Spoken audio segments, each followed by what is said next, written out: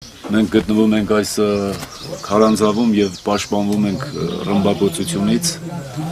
դիմացում ուրեմն մեր թշնամին է, բայց ես կփորձեմ անգամ այս պայմաններում կարդալ Շեքսպիր, որը նաեւ ինչ որտեղ շատ ոգևորիչ է,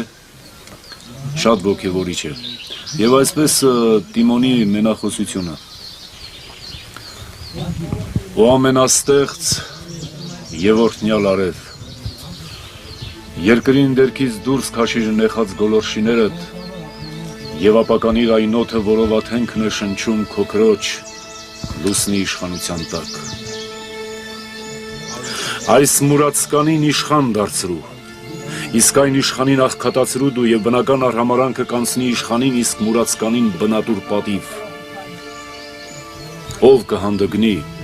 Ով կհանդգնի որպես ազնիվ մարդ, կանգնել ուղղաձիգ եւ բացականչել, սա շողոքորթ է։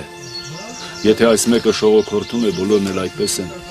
Քանզի ամեն ոք, ով մեկ աստիճան ներքև է կանգնած բախտի սանդուղքին, շողոքորթում է իրենից բարձրին։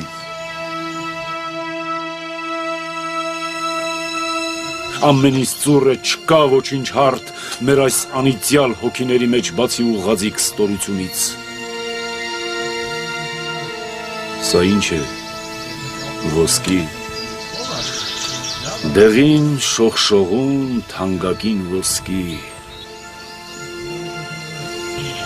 եկ նզովյալ հող, համայն մարդկության դու լպիր շպորնիկ, որ սերմանում ես կռիվ ազգերի ամբոխների մեջ,